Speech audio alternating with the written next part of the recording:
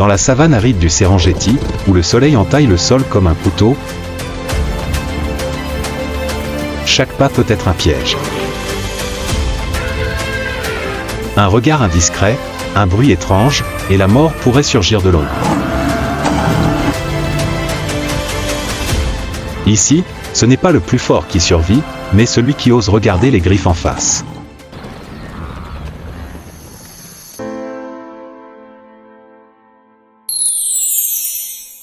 Serengeti sanglant, une riposte acharnée contre les lions.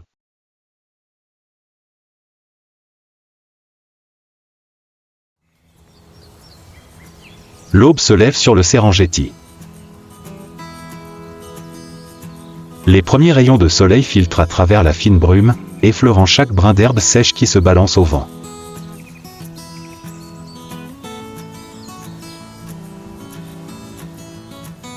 L'air conservait encore la fraîcheur de la nuit précédente, mais la vie avait repris son cours.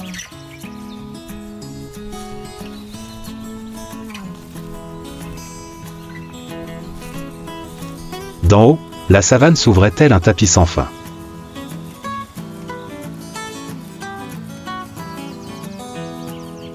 Longue, vaste et en perpétuel changement.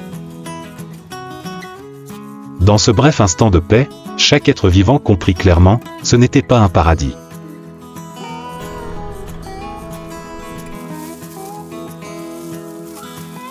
Le Serengeti était une arène ouverte, où la vie et la mort cohabitaient sous le même ciel.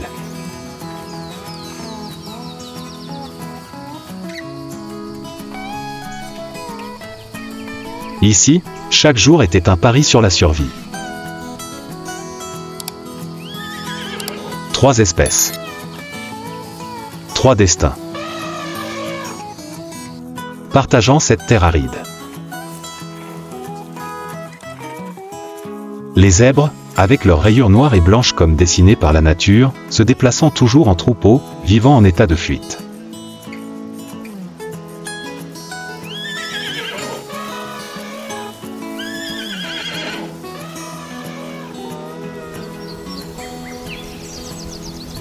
Les éléphants d'Afrique. Immenses et sages. Traversant le temps d'un pas assuré et un souvenir impérissable. Et puis, à l'opposé des deux, les buffles.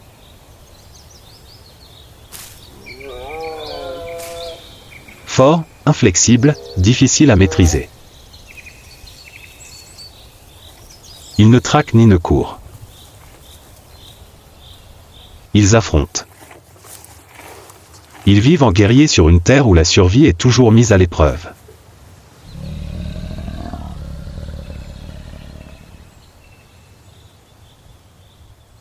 C'est l'histoire d'une terre où chaque choix a des conséquences.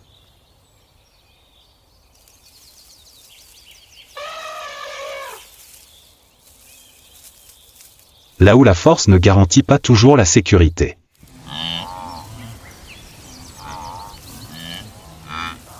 Là où les faibles, unis, peuvent survivre.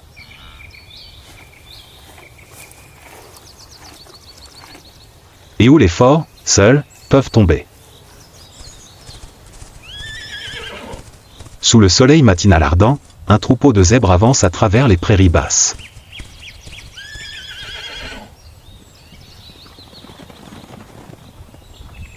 Chaque pas est prudent sur le sol poussiéreux.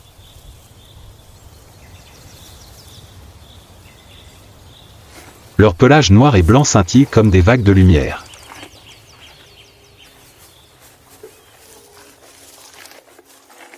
Chaque individu possède un motif unique, aussi unique qu'une empreinte digitale humaine. C'est cette différence qui les aide à se reconnaître dans le chaos, à maintenir le lien du troupeau dans les moments de panique les plus intenses.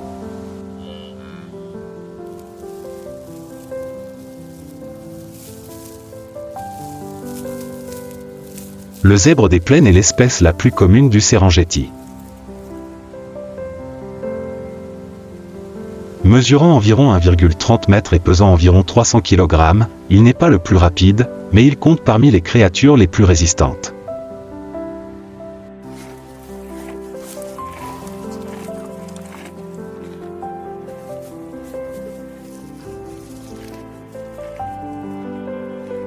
Contrairement aux antilopes ou aux girafes, qui sont sélectifs quant à leur nourriture, les zèbres peuvent digérer même les herbes sèches et pauvres en nutriments.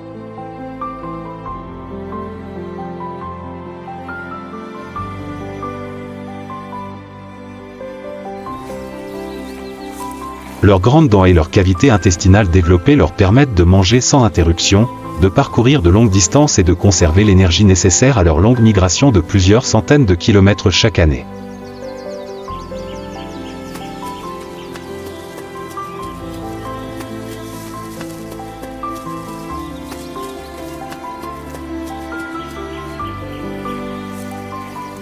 La structure sociale des zèbres est dense et stable.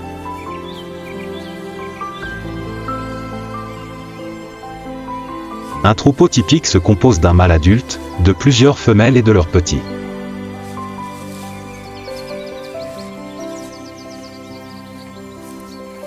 Le mâle dominant protège le troupeau, mais ce sont les femelles, et surtout les mères, qui forment le lien affectif et sont très vigilantes.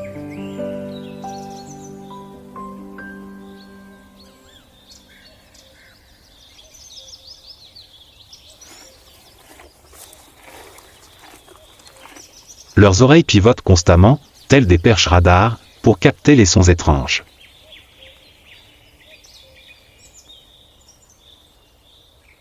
Leurs yeux, placés de chaque côté de la tête, leur permettent d'observer la quasi-totalité de l'espace environnant.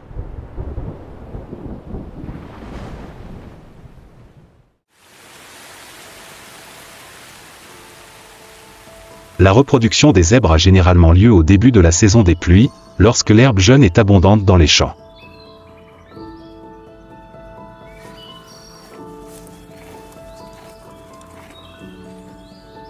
Une femelle ne donne naissance qu'à un seul petit à la fois, après une gestation d'environ 12 mois.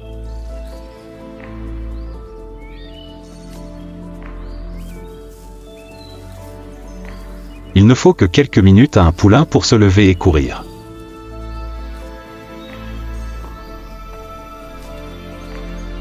L'instinct de survie est programmé dès la naissance.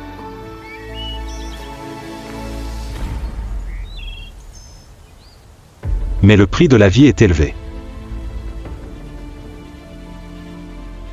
Lions, hyènes, léopards, tous les surveillent, surtout les nouveau-nés, encore titubants sur leurs pattes faibles.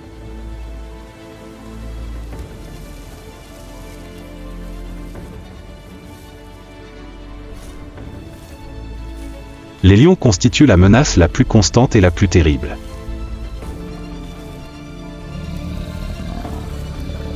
Ils n'ont pas besoin d'être aussi rapides que les léopards, ni aussi résistants que les hyènes. Les lions chassent en silence et avec coordination.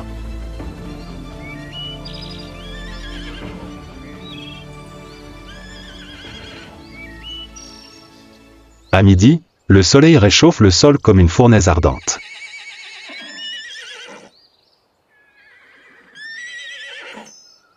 Le troupeau de zèbres s'est dispersé dans les prairies, se reposant à l'ombre clairsemée de quelques acacias épars.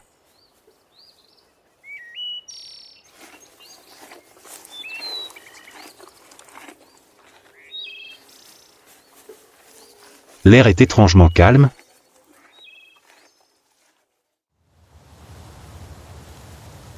à tel point que leurs oreilles sensibles se mettent à tourner sans cesse, comme si ce silence était le signe que quelque chose ne va pas. Puis, un léger bruit retentit.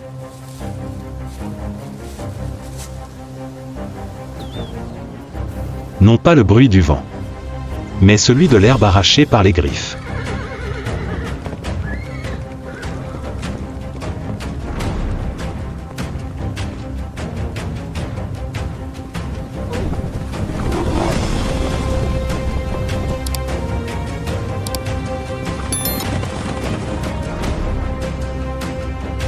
Un lion surgit soudain.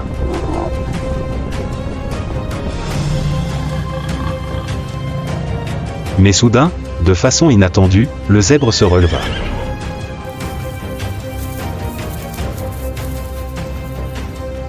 Il tituba, mais continua sa course. Laissant derrière lui le prédateur abasourdi par la défaite.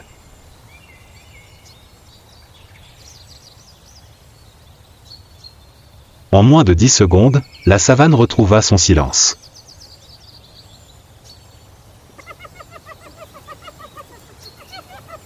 Mais maintenant, sur l'herbe froissée par la poursuite, il n'y avait plus de cadavres.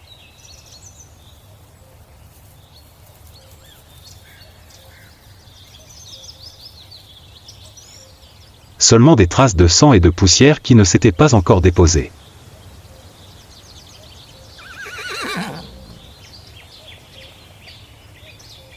Et le Serengeti continua son histoire sans fin.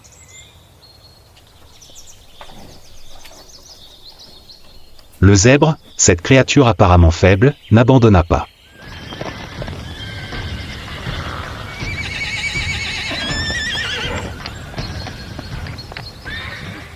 Malgré sa blessure, il courait toujours, vivait toujours.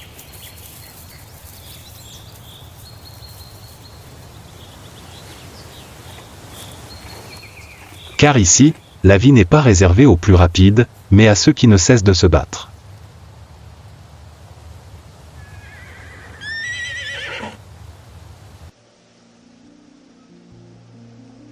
Sous la lumière du soleil qui baissait progressivement vers le sommet, alors que le sol commençait à irradier de chaleur et que les zèbres disparaissaient peu à peu derrière les buissons bas, un autre pas apparut.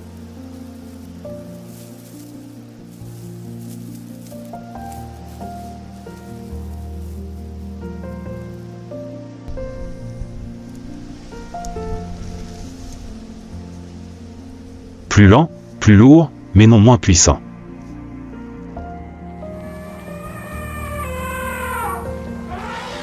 Au loin, un troupeau d'éléphants avançait tranquillement vers la rivière peu profonde.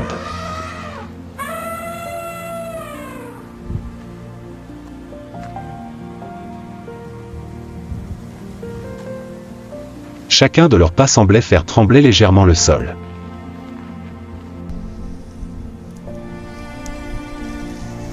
Le soleil se reflétait sur leur peau grise et craquelée, créant des zones de lumière et d'obscurité semblables à l'écorce des arbres centenaires.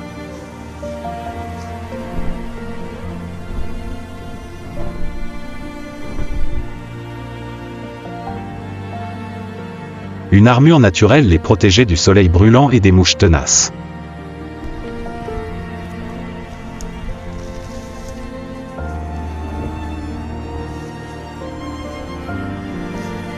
Voici l'éléphant d'Afrique, le plus grand animal terrestre de la planète.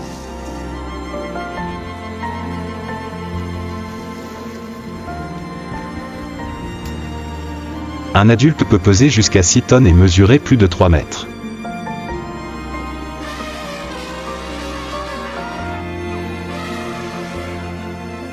Ses grandes oreilles, véritables éventails, agitent constamment le vent pour réguler la température.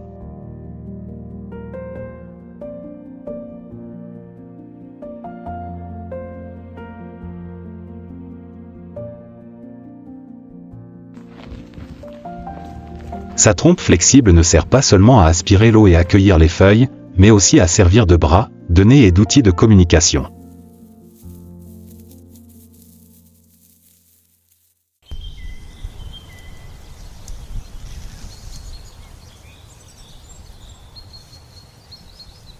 Une merveille de l'évolution qu'aucune autre espèce ne possède.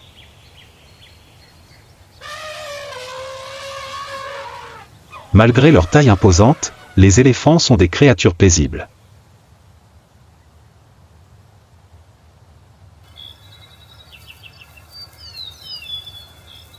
Ils vivent en troupeaux matriarcaux.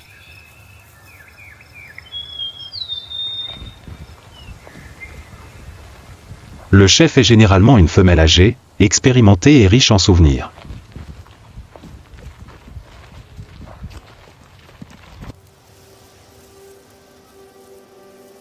C'est cette mémoire qui aide le troupeau à retrouver les anciens points d'eau pendant la saison sèche, évitant ainsi de se perdre lors de la migration à travers les vastes prairies.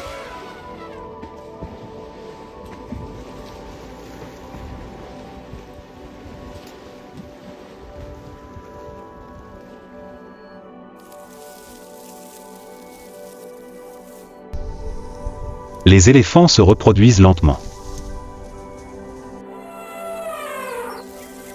Une femelle donne naissance à un seul petit après une gestation de près de 22 mois, la plus longue du monde des mammifères.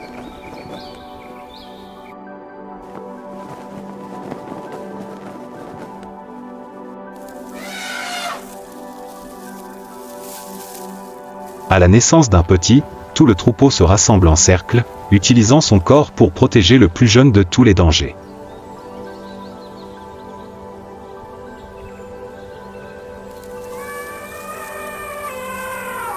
Chez les éléphants, l'amour maternel n'est pas une émotion passagère.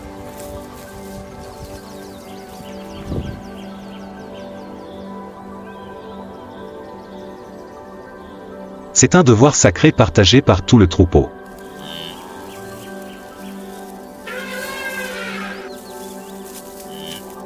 Bien qu'apparemment invulnérables, les éléphantaux restent la cible des lions.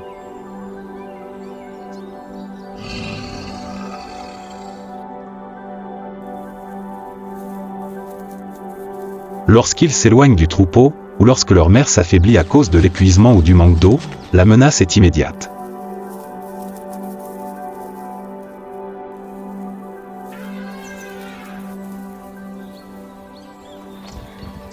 Une troupe de lions peut organiser une embuscade imprudemment.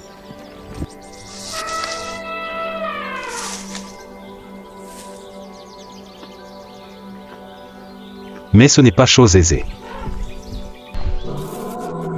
Une lionne solitaire aura du mal à approcher un troupeau d'éléphants.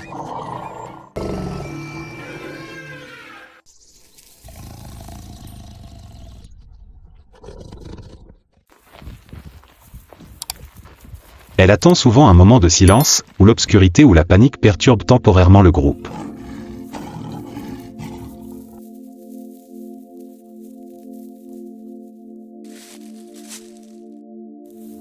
Mais si elle est découverte, la réaction des éléphants ne se résume pas à la fuite.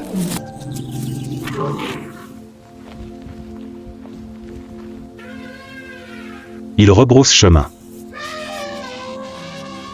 Une mère éléphante en colère peut se transformer en ouragan.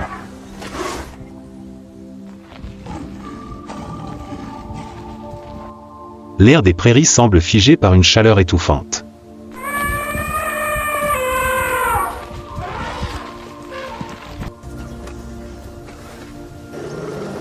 Au loin, les éléphants se dirigent vers un point d'eau peu profond.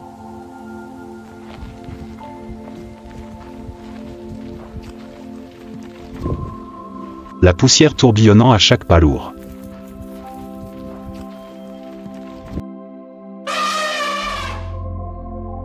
Au milieu du troupeau, un éléphanteau de moins d'1 an s'approche de sa mère, sa trompe ondulant encore maladroitement comme s'il n'était pas encore habitué à son corps.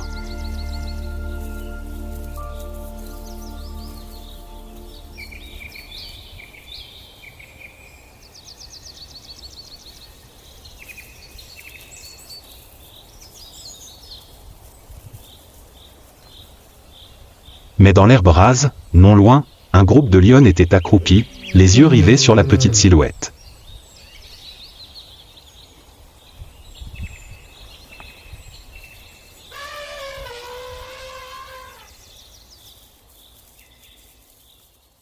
Elles observaient les éléphants depuis le petit matin, attendant ce moment comme celui-ci.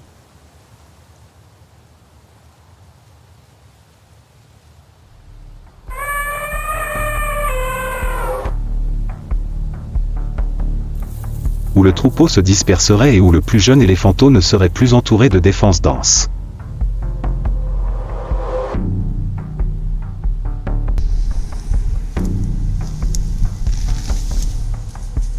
Puis le moment arriva. Les ombres jaillirent de l'herbe brûlée par le soleil.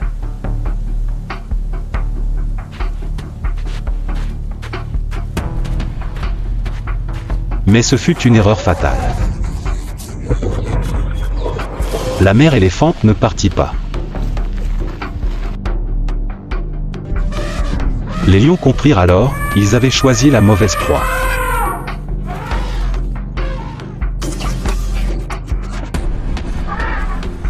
Il n'y avait pas une seule blessure sur le bébé éléphanteau.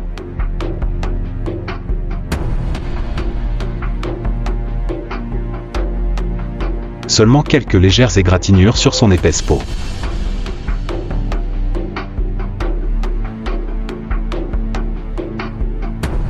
Mais la leçon pour les prédateurs fut bien plus coûteuse.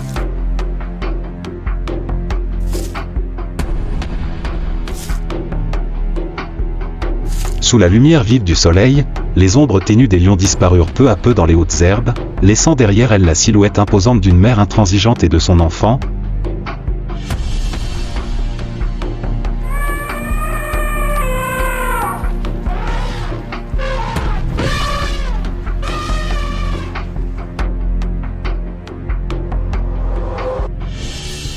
Toujours fermement debout, au milieu de la savane qui venait de reprendre son souffle.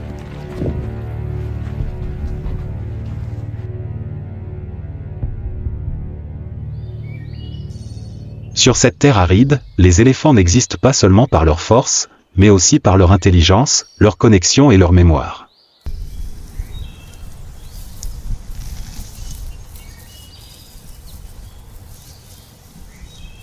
Des héritages invisibles mais extrêmement durables.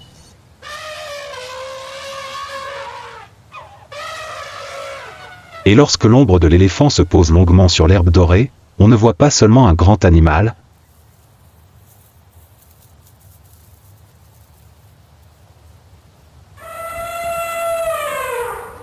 mais l'ombre du temps, de la mémoire, du monde sauvage ancien qui n'a jamais été caché.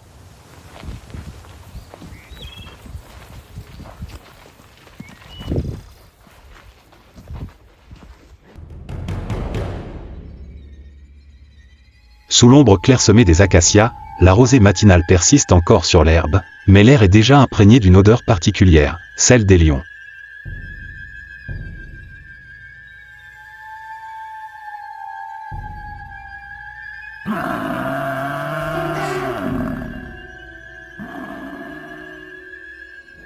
Non loin, là où les éléphants viennent de battre en retraite, une autre force est présente.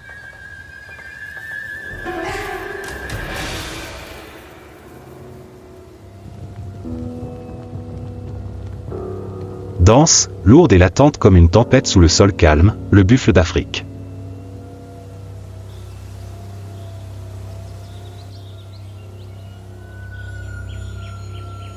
Il n'apparaît pas en fanfare. Mais sa présence, telle une muraille mouvante de chair et de muscles, est incontournable.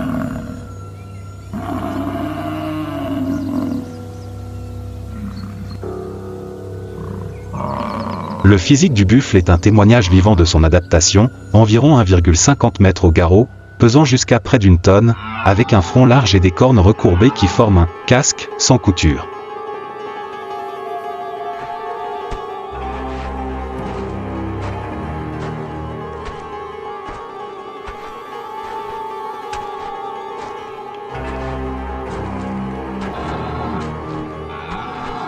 Une défense naturelle dont même les griffes des lions doivent se méfier.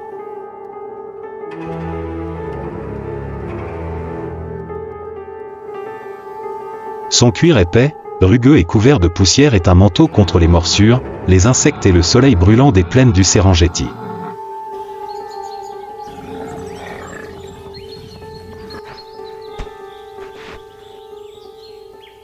Alors que les derniers rayons du soleil touchaient la lisière de l'herbe, les lions s'approchèrent discrètement d'un troupeau de buffles en mouvement.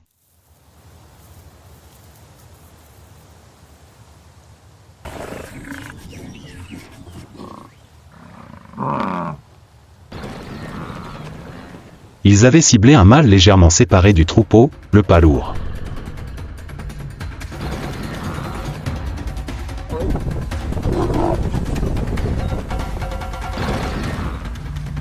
Soudain, tout le monde se précipita dehors.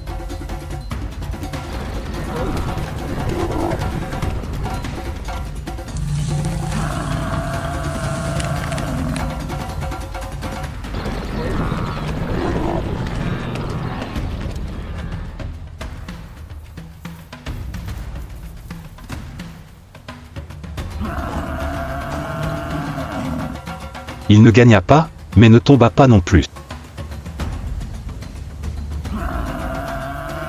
Et pour le Serengeti, cela suffisait à les maintenir en vie un jour de plus.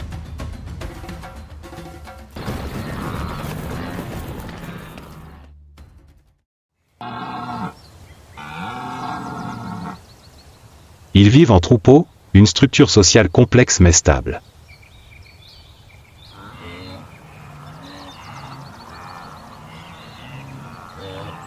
Chaque troupeau peut compter de quelques dizaines à des centaines d'animaux, menés par un mâle plus âgé.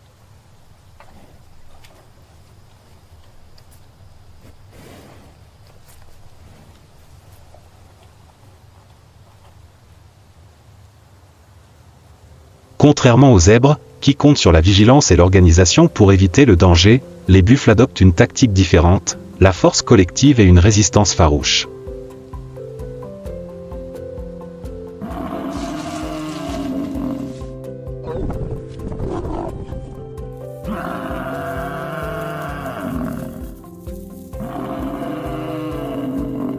Lorsqu'ils sont menacés, ils ne s'enfuient pas.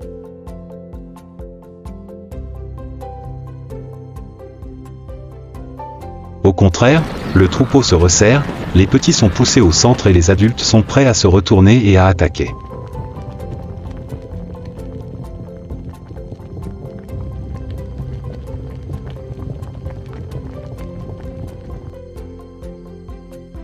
Un coup de corne de buffle peut briser les os d'un lion, voire le tuer s'il ne s'échappe pas à temps.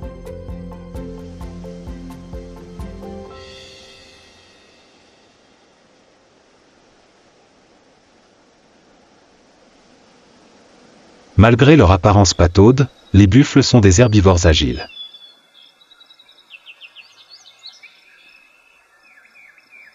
Moins exigeants que les antilopes ou les zèbres, ils peuvent mâcher de l'herbe sèche et des racines tendres, et parfois utiliser leur langue pour balayer la poussière et lécher des minéraux.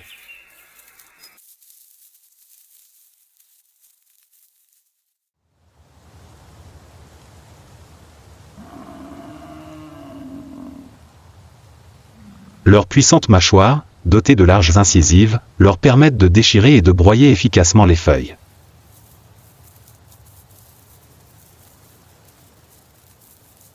Ils sont adaptés à un mode de vie en mouvement constant pour trouver de la nourriture.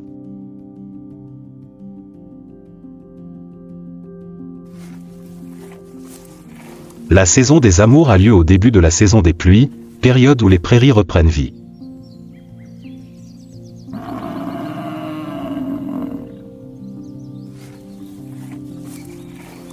Les mâles plus âgés se livrent à des combats courts mais acharnés, entrechoquements de cornes, vols de poussière, pour obtenir le droit de s'accoupler avec la femelle en chaleur.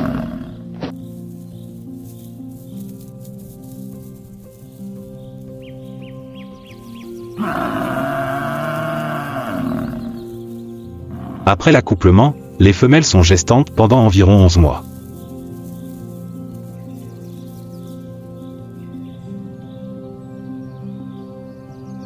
Pour mettre bas, elles choisissent un terrain plat, moins traqué, et sont souvent entourées et protégées par les autres femelles du troupeau.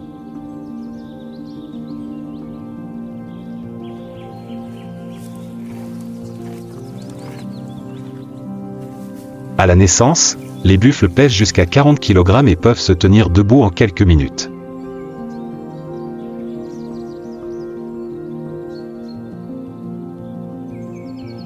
Cependant, il reste une proie de choix pour les prédateurs, et c'est là que l'instinct protecteur du troupeau est le plus intense.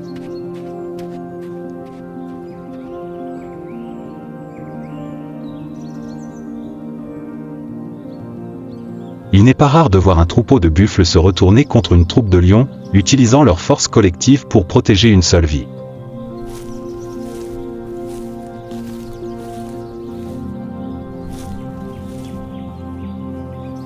Les buffles n'ont pas la vitesse des antilopes, l'intelligence des éléphants, ni la tactique des zèbres.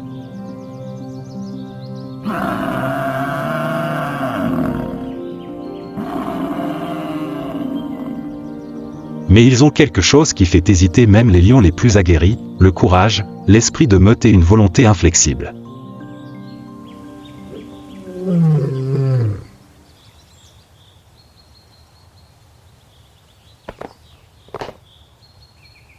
Dans la savane ensoleillée, où la vie ne laisse aucune place à l'hésitation, ce n'est parfois pas le plus rapide ou le plus fort qui gagne, mais celui qui refuse de tomber.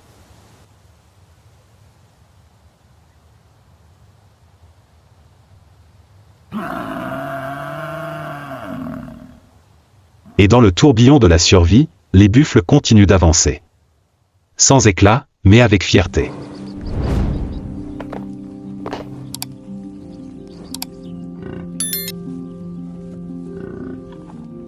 Dans la savane ancestrale du Serengeti, où chaque grain de poussière porte le souffle du temps, il existe des créatures qui ne vivent pas de force, mais de résilience.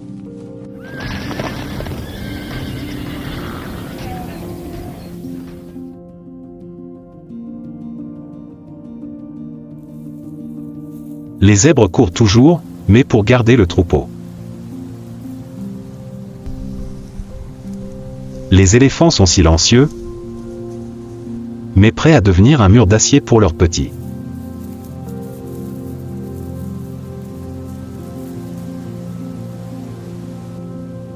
Les buffles, apparemment maladroits, mais avec un cœur qui ne recule jamais. Ils n'ont pas besoin d'être félicités. Ils ont juste besoin de vivre, jour après jour, pas après pas, dans le tourbillon cruel de la survie.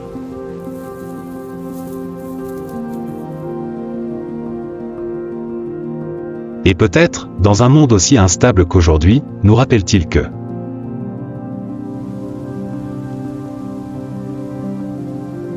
il n'est pas nécessaire d'être le plus fort pour survivre.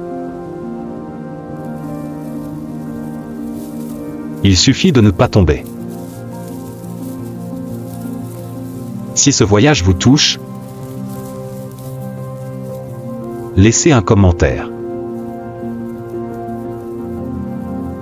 Partagez la vidéo pour que davantage de personnes découvrent la beauté puissante et silencieuse de la nature.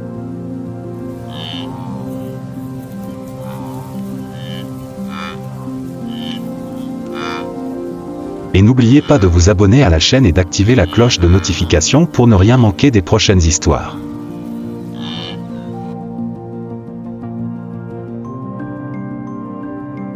Là où la vie trouve toujours son chemin, même dans les endroits les plus difficiles.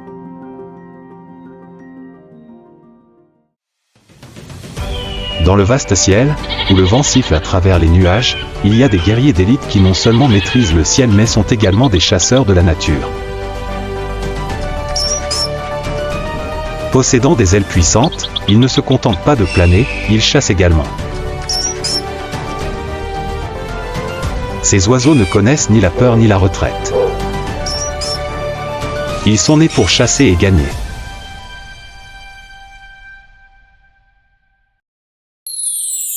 Des assassins dans le ciel. La forêt tropicale d'Asie du Sud-Est, avec ses denses couches de feuilles entrelacées, où la lumière du soleil peine à pénétrer chaque couche d'arbres avant d'atteindre le sol.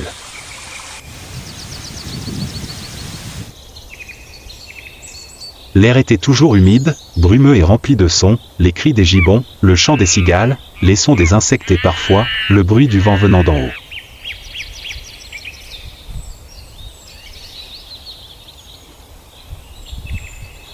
C'est le chant du faucon gris. Dans un écosystème labyrinthique où chaque branche pourrait être un lieu d'embuscade, le faucon choisit l'agilité plutôt que la force. Il choisit la précision et la capacité de se dissoudre dans l'obscurité. Le faucon gris, un oiseau de proie intelligent et agile, est un chasseur habile dans la canopée moyenne des forêts. Contrairement aux espèces qui vivent dans des zones ouvertes ou des collines, le faucon gris est né pour se faufiler dans des forêts denses.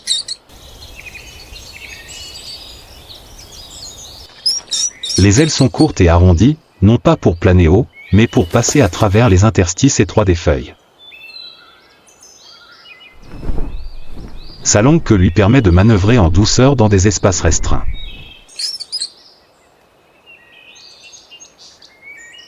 Fourrure lisse de couleur cendrée, rayures horizontales blanc-brun sur la poitrine comme des écailles de serpent.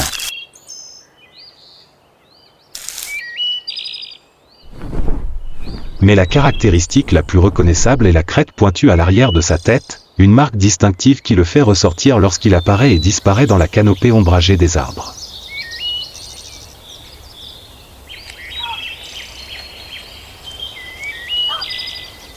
Les yeux dorés, froids comme du métal, scrutaient constamment chaque recoin de la forêt.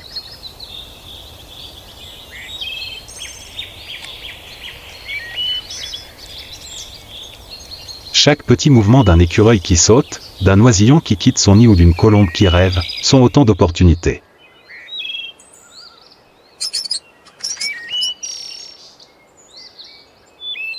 Le pigeon sauvage est un plat très apprécié. Ils sont doux, vont souvent en couple et se nourrissent dans les zones forestières ouvertes. C'est cette paix qui fait d'eux des proies faciles. Le faucon gris ne tend pas d'embuscade d'en haut. Il s'accrochait silencieusement aux branches du milieu, où la lumière ne brillait que par petites taches, où le feuillage dense cachait ses ailes acérées comme des couteaux.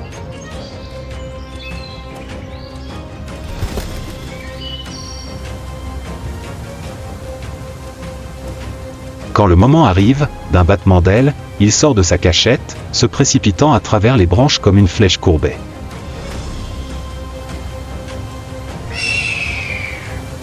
La poursuite a pris fin en moins de 10 secondes. Pas un bruit pour avertir. Aucun avertissement.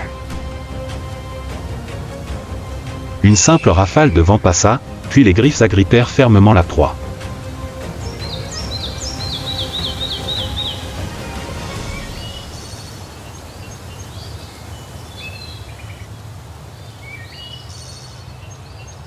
Une chasse réussie, pas un estomac plein.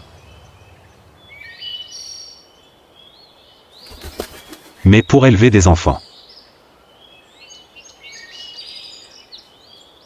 Dans un vieux creux d'arbre, au cœur de la forêt, se trouve le nid de la mère oiseau, où 2 oisillons attendent leur premier repas de la journée.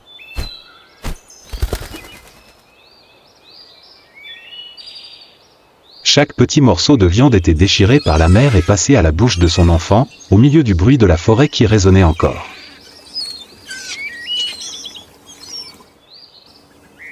Même s'il est un tueur, le faucon a toujours un amour maternel calme et résilient.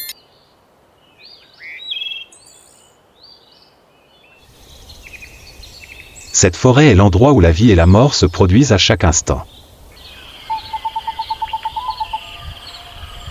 Il n'y a pas de force permanente, ni de sécurité durable. Mais l'aigle sait survivre, avec ingéniosité. Déplacez-vous silencieusement, observez attentivement, frappez avec précision, puis cachez-vous dans l'ombre. Puis, comme s'il n'avait jamais été là, il a disparu dans les feuilles. Les bruits de la forêt continuaient. Mais quelque part au-dessus, un autre chasseur tournait toujours en rond, attendant la prochaine opportunité.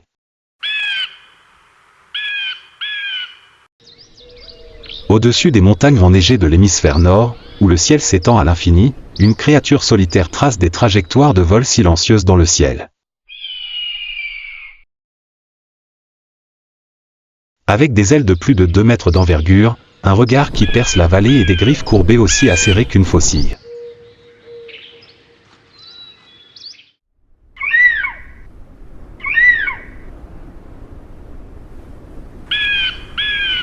L'aigle royal, à qui la chrysaéto, est un pur symbole de force, de liberté et d'adaptation dans la nature.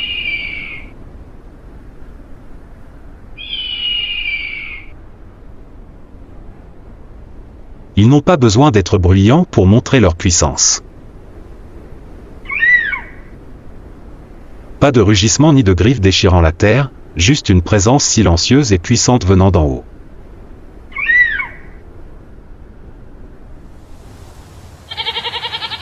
Maîtres dans l'art de l'embuscade, les aigles royaux se cachent silencieusement parmi la brume et les rochers, écoutant le vent et attendant patiemment le moment fatal pour frapper.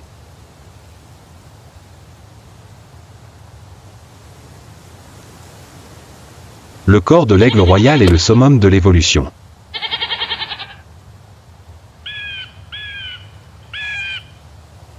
Les yeux peuvent reconnaître un lapin à une distance de plus de 2 km, la capacité visuelle est 4 à 5 fois supérieure à celle des humains.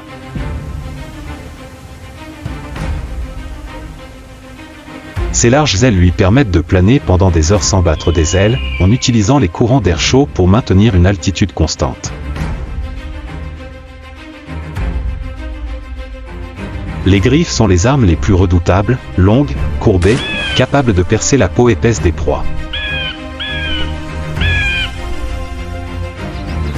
Le bec crochu était comme une lame de couteau, coupant chaque morceau de chair, aussi précis que le coup d'un chasseur chevronné. Le tout propulsé par des muscles puissants, des réflexes fulgurants et un esprit vif.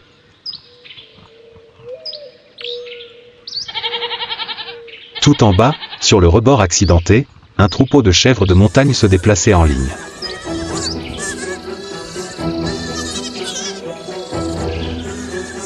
Ils marchent prudemment sur les plateformes de pierre abruptes comme des artistes de cirque habiles.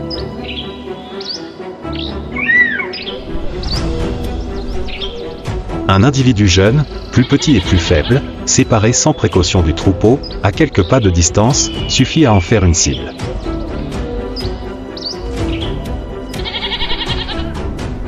Pas un bruit. Aucun mouvement n'est perdu. Juste du vent et une concentration absolue. L'aigle royal replie ses ailes, s'accroupit et utilise chaque rafale de vent pour ressentir les conditions atmosphériques.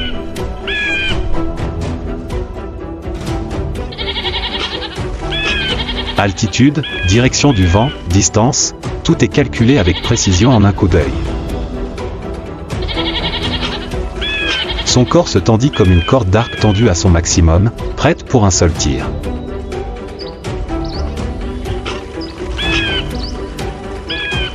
Quand tout s'est calmé, il n'y avait que des rochers, de la poussière et du silence.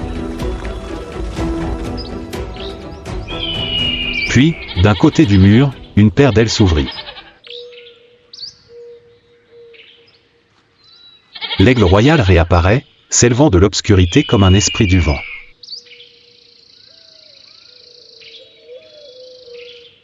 Sous ses griffes, le butin était encore chaud. Il fit quelques cercles, comme pour affirmer sa souveraineté sur le ciel, puis disparut vers le nid, où la faim s'estomperait temporairement et la vie reprendrait.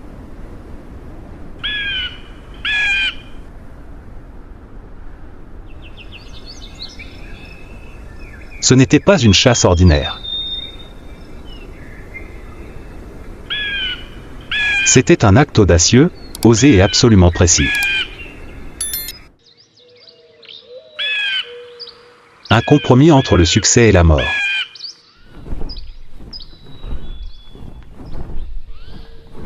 Car s'il dévie de sa trajectoire, s'il perd pied, l'aigle ne pourra pas revenir. La vie des aigles est associée à des endroits où les humains mettent rarement les pieds.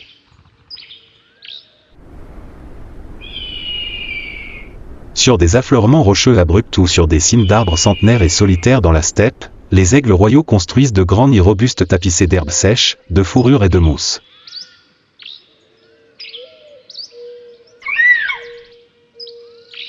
Un couple d'aigles s'accouple généralement pour la vie.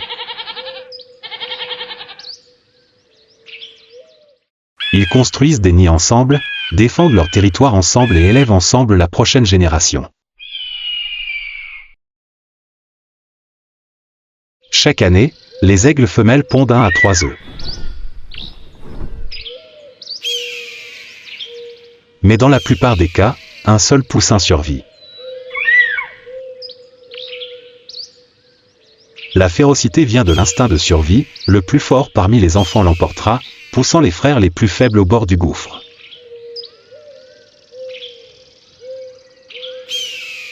Les parents n'interviennent pas. C'est une loi dure de la nature, mais nécessaire pour maintenir la force de l'espèce.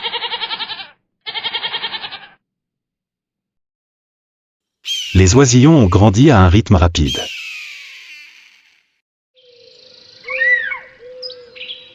Chaque jour, ils consomment 2 fois leur poids corporel en nourriture. Lorsque les ailes sont suffisamment longues, les aigles parents encouragent le poussin à voler. Les premiers décollages étaient souvent instables et dangereux.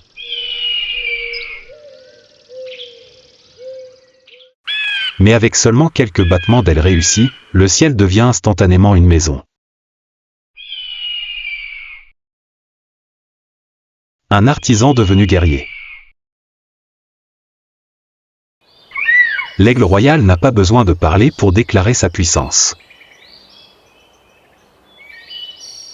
Leur présence, avec leurs ailes comme des portes ouvertes sur le ciel, suffisait à nous rappeler qu'il existe des créatures nées pour être libres.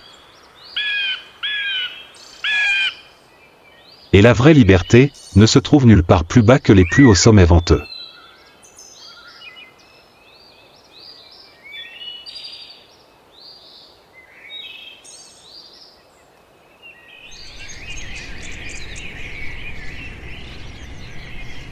Lorsque l'obscurité recouvre la forêt, lorsque les oiseaux du jour se taisent et que le rythme de la vie s'apaise, une autre créature prend tranquillement le trône.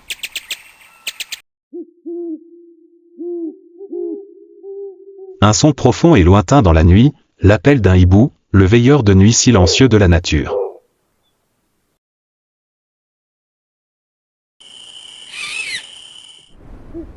Sans couleurs vives ni chants enchanteurs, les hiboux sont dotés des compétences les plus exquises dont l'obscurité a besoin, le silence, des yeux qui percent la nuit et une ouïe extraordinaire.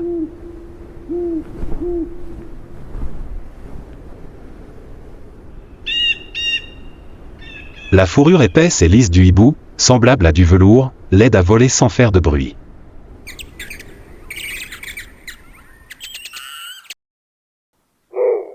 Il glisse au-dessus de la tête de sa proie sans laisser de traces.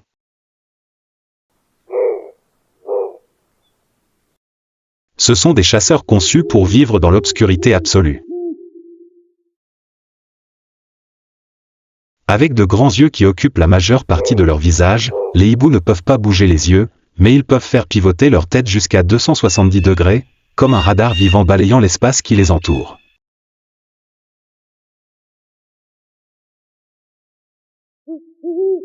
L'oreille de chaque hibou est placée en haut et en bas.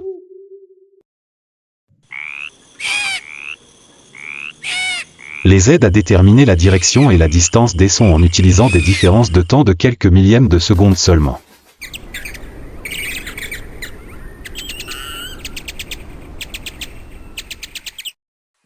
Lorsqu'une souris se déplace sous des feuilles sèches, le hibou sait exactement où elle se trouve, distinguant même de quel côté elle incline la tête.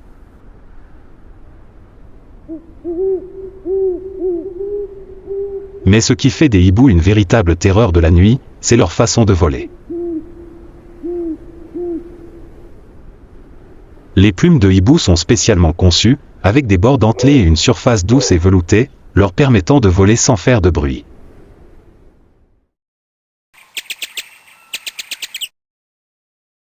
Pas de battement d'ailes. Pas de bruit de vent. Lorsqu'un hibou apparaît au-dessus de sa tête, sa proie ne le remarque souvent pas jusqu'à ce que ses serres se resserrent autour de son corps. Les hiboux n'ont pas besoin de se précipiter. Ils se sont perchés sur les branches des arbres pendant des heures, les yeux grands ouverts, les oreilles dressées, écoutant et attendant tranquillement.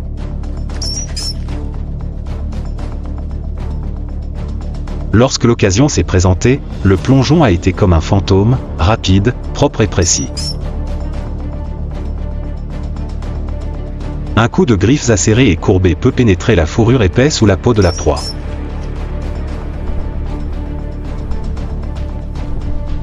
Souris, grenouilles, petits oiseaux, chauves-souris, lézards, rien n'échappe une fois dans le rayon de chasse du hibou.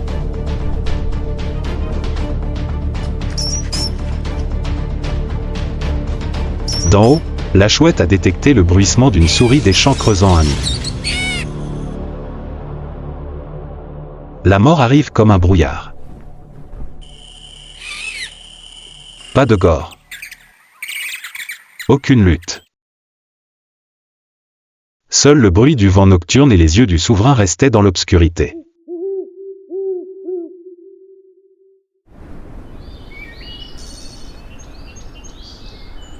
La reproduction est une étape cruciale et difficile. Les hiboux choisissent souvent de nicher dans des cavités d'arbres, des grottes ou même des structures humaines abandonnées.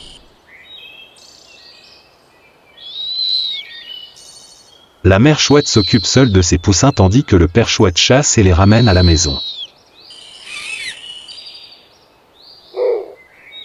Les jeunes naissent avec des yeux aveugles et une fourrure fine, complètement dépendants.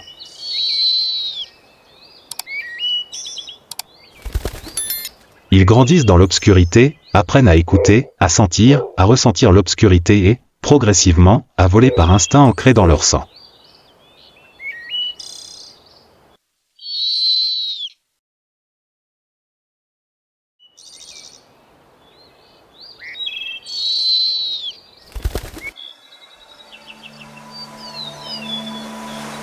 Les hiboux existent depuis bien avant que l'homme ne puisse graver des mots sur la pierre.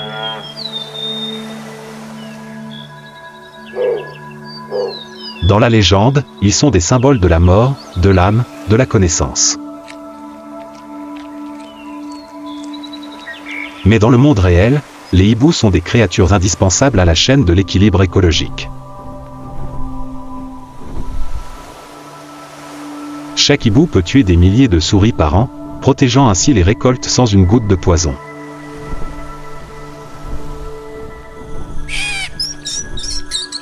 Ce sont des chasseurs, mais aussi des gardiens. Et pourtant le monde change, les forêts disparaissent, la lumière artificielle atténue l'obscurité. Le hibou est toujours vivant. Dans des cimetières tranquilles, des clochers abandonnés ou les derniers arbres de la campagne.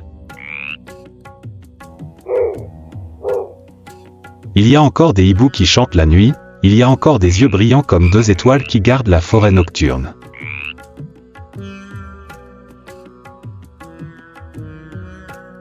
Ils n'ont pas besoin de grand-chose.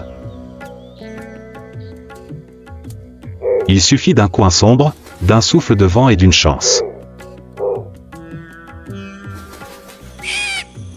Et quand tout sera prêt, la chouette reprendra son envol, silencieusement, sans prévenir. Comme un esprit ancien volant à travers le monde moderne, nous rappelant que l'obscurité n'est jamais complètement immobile. Et il y a des créatures qui ne prennent vraiment vie que lorsque la nuit tombe.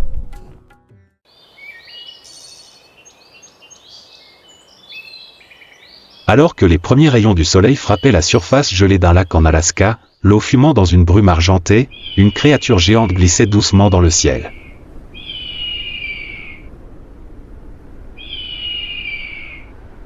Aucun bruit de moteur.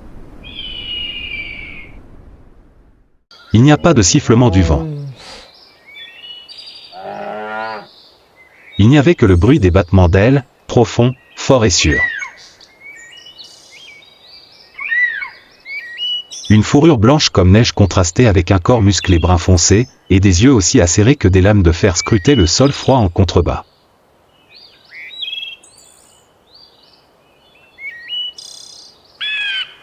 C'est l'aigle à tête blanche, symbole de l'Amérique et incarnation parfaite de la liberté et du pouvoir dans la nature.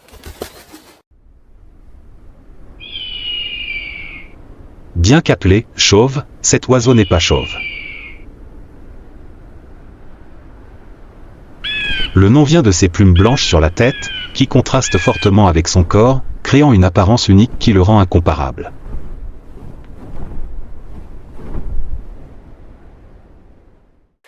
Avec une envergure pouvant atteindre 8 pieds, le pigargue à tête blanche n'est pas seulement un grand oiseau, mais aussi l'un des prédateurs aériens les plus redoutables d'Amérique du Nord.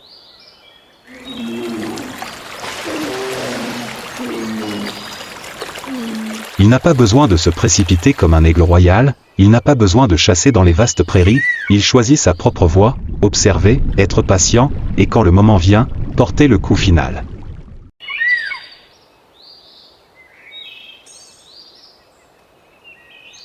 la vision du pigargue à tête blanche fait paraître tout dispositif d'observation humain primitif. D'une hauteur de plus de 300 mètres, il est possible d'observer un poisson se déplacer sous l'eau.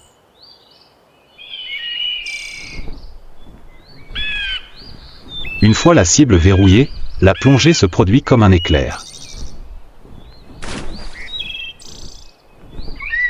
Pas besoin de crier, pas besoin de se préparer. Les griffes dorées, longues et courbées comme des faucilles, agrippaient fermement la proie, la tirant hors de l'eau lourdement mais gracieusement comme une danse.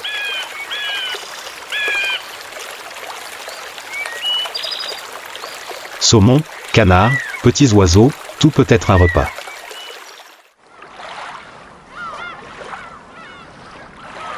Contrairement à d'autres prédateurs féroces, le pigargue à tête blanche est également un voleur intelligent. Il vole souvent des proies à d'autres espèces comme les balbuzards pêcheurs ou les goélands, profitant de leur force pour les saisir plutôt que de dépenser de l'énergie à les chasser.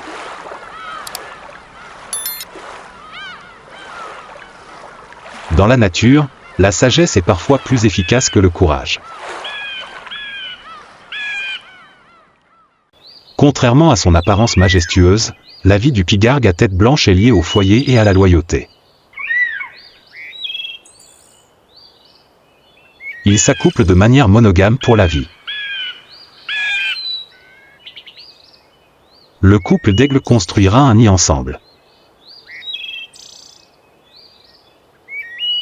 L'un des plus grands nids d'oiseaux du monde ornithologique, qui peut mesurer jusqu'à 2 mètres de large et peser plus d'1 tonne, est souvent placé haut dans un arbre près d'une rivière ou d'un lac.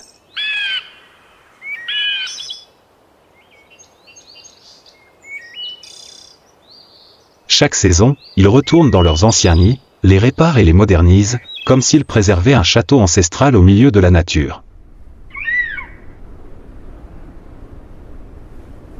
Après avoir pondu les œufs, les 2 parents se relaient pour les couver.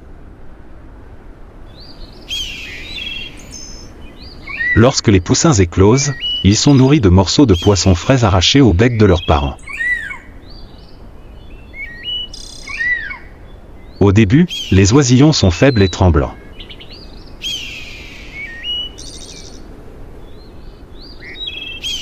Mais quelques semaines plus tard, ils ont commencé à battre des ailes et à ramper jusqu'au bord du nid.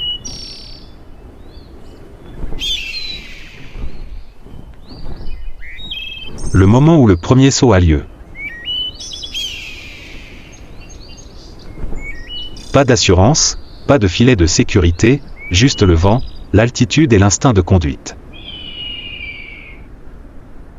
Certains sont tombés. Mais les survivants comprendront, le ciel leur appartient. Sur une branche d'arbre pourri près du bord de l'eau, un pigargue à tête blanche se tenait immobile, ses yeux froids et dorés fixés sur la surface scintillante de la rivière.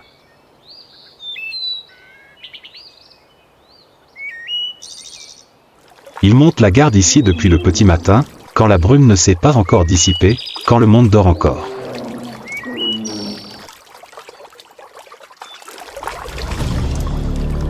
Maintenant, l'ombre argentée brillait sous l'eau, faisant battre les ailes.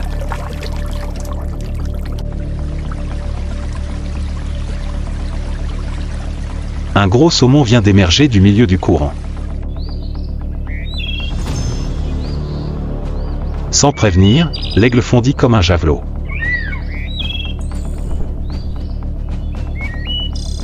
Les ailes se déployaient largement et battaient fortement, les griffes s'ouvraient largement et agrippaient la surface de l'eau. Dans le clapotis des vagues, le saumon fut soulevé de la rivière, son corps lourd luttant encore, mais déjà dans les griffes du chasseur.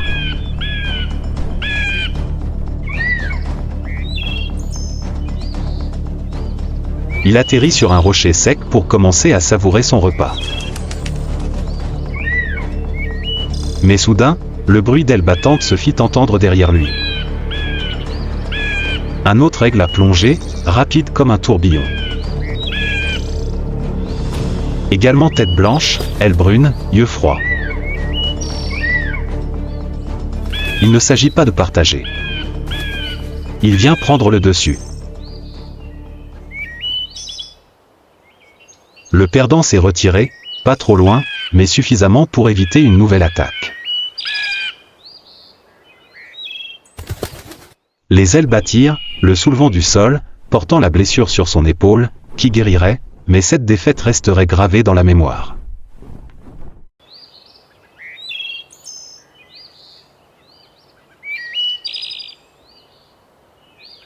Aujourd'hui, des lacs du Canada aux mangroves de Floride, en passant par les sommets des montagnes de Washington, les pigargues à tête blanche sont toujours présents.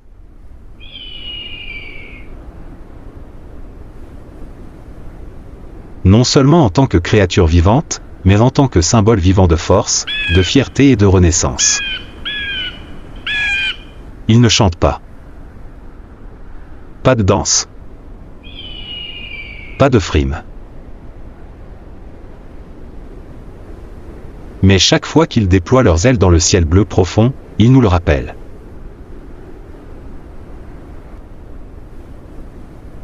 La liberté n'est pas un cadeau, mais quelque chose qui se gagne, à travers des blizzards, des ailes brisées, des souvenirs de quasi-extinction.